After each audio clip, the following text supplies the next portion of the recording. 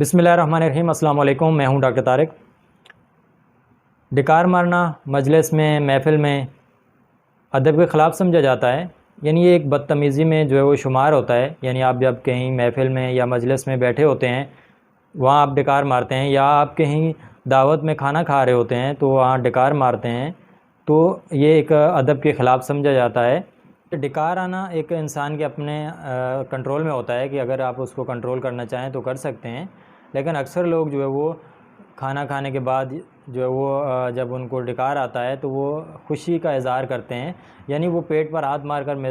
बताते हैं कि हमें जो है वो हमने खाना जो है वो हज़म कर लिया। तो डिकार आने से जो है वो खाना हज़म नहीं होता, खाना तो वहीं पे मैदे के अंदर ही मौजूद होता है। तो ये डिकार क्यों आता है कि जब हम खाना खा रहे होते हैं तो खाना खाने के साथ या पानी पी रहे होते हैं तो उसके साथ कुछ हवा जो है वो हमारे पेट में चली जाती है और वो फिर गैस का बायस बनती है। फिर दूसरी वजूहत इसकी ये हैं कि यानी पुरानी बदहज़मी हो जाए, मैदा ख़राब हो, गैस्ट्राइटिस हो,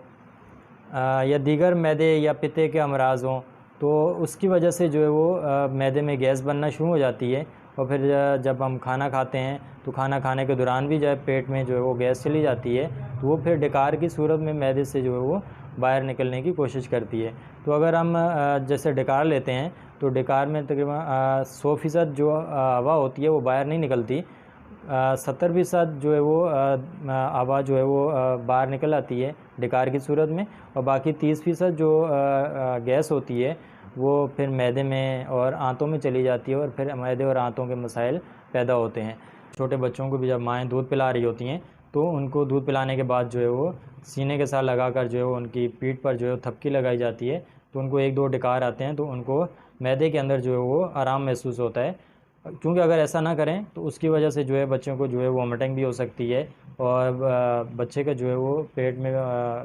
दर्द हो जाएगा और फिर बच्चा जो है बेचैन होता है। तो इस तरह थपकी लगाने से उनको जो है वो आराम महसूस होता है। तो ये डिकार आना एक कुदरती अमल भी है, इसको रोकना जो है वो आपके ऊपर होता है कि आप इसको किस तरह जो है वो कंट्रोल कर सकते हैं। तो मुख्तलिफ़ वजूहत होती हैं जिसकी वजह से जो है ये डिकार आते हैं, तो उनका इलाज करवाने से जो है वो वजूहत दूर हो जाती हैं और फिर ये आपको डिकार आना भी बंद हो जाते हैं। तो कुछ लोगों की आदत भी होती है कि वो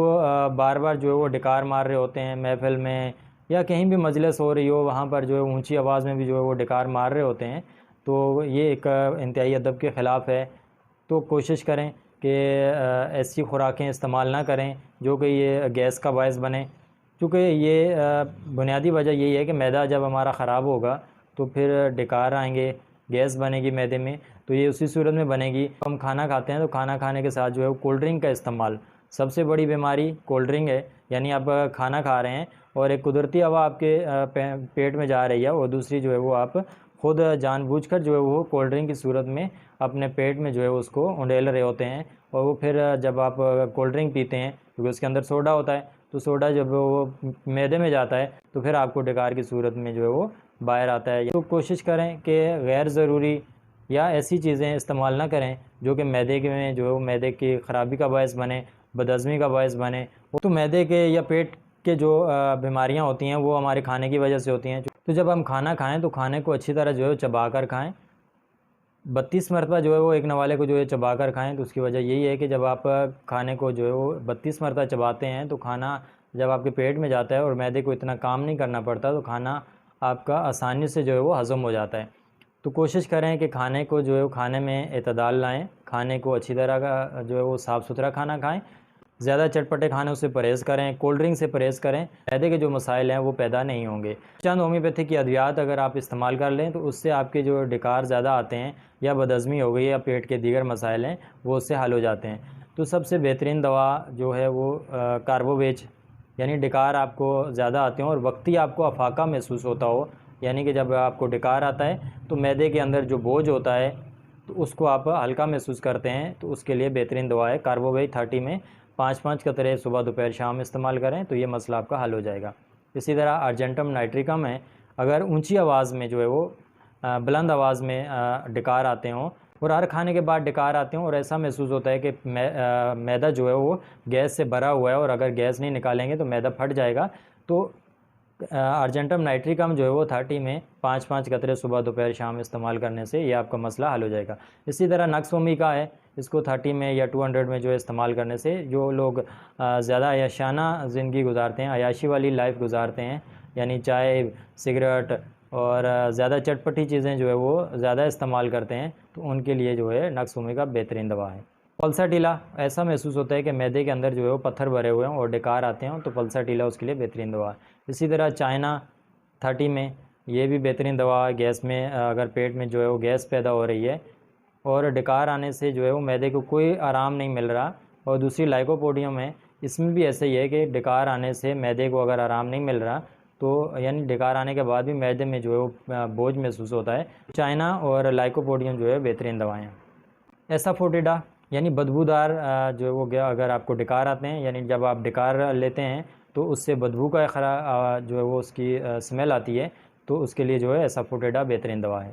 सल्फ़र बड़ी बेहतरीन दवा है मैदे के अमराज के हवाले से, और इसमें डकार जब आते हैं तो उसमें गज़ा के टुकड़े भी शामिल होते हैं और खट्टे जो है वो डकार आते हैं, तो सल्फ़र जो है उसकी बेहतरीन दवा है। काली कार्ब, सुबह से रात तक जो है मुसलसल डकार आते रहते हों तो 30 में 5-5 कतरे सुबह दोपहर शाम इस्तेमाल करने से बेहतरी आ जाती है। मैग्नीशियम और बड़ी बेहतरीन दवा है 30 में, अगर गंदे अंडे की तरह या प्याज की बदबू की तरह का जो है वो अगर डकार आएँ तो उसके लिए मैग्नीशियम और 30 में 5-5 कतरे सुबह दोपहर शाम इस्तेमाल करने से अफाका हो जाता है। मॉस्कस 30 में ये भी बड़ी बेहतरीन दवा है, अगर डकार ज़्यादा आएँ, पेट में हवा जो है भरी हुई हो और हिस्ट्रिया की हिस्ट्री मौजूद हो, तो उसमें जो है यानी ऐसे मरीज़ जो हिस्ट्रिया के हों तो उनके लिए जो है बड़ी बेहतरीन दवा है। इसके भी 5-5 कतरे सुबह दोपहर शाम इस्तेमाल करने से इसमें अलामात में जो है वो कमी आ जाती है। ब्रायोनिया बड़ी बेहतरीन दवा है, खट्टी डकारें अगर जो है बार बार आती हों तो उसके लिए ब्रायोनिया 30 में 5-5 कतरे सुबह दोपहर शाम इस्तेमाल करने से बेहतरी आ जाती है। नेट्रम कार्ब बड़ी बेहतरीन दवा है, हर वक्त जो है वो डकारें आती रहती हों, उसका जायका जो है वो डकारों का खट्टा हो, वो पुरानी बदहज़मी वाले अफराद उनको अगर डकारें आती हों और जायका जो है वो खट्टा हो तो उसके लिए नेट्रम कार्ब बड़ी बेहतरीन दवा है। इसी तरह होम्योपैथी की और भी बहुत सारी अद्वियात हैं जो डकार आना या बदहज़मी, मैदे के कोई भी मसला है या आंतों का मसला है या पित्ते का मसला है, उनकी वजह से अगर डकारें आ रही हैं तो होम्योपैथी की बहुत सारी अद्वियात हैं जो इस्तेमाल करने से जो है वो ये मसाइल जो है वो हल हो जाते हैं।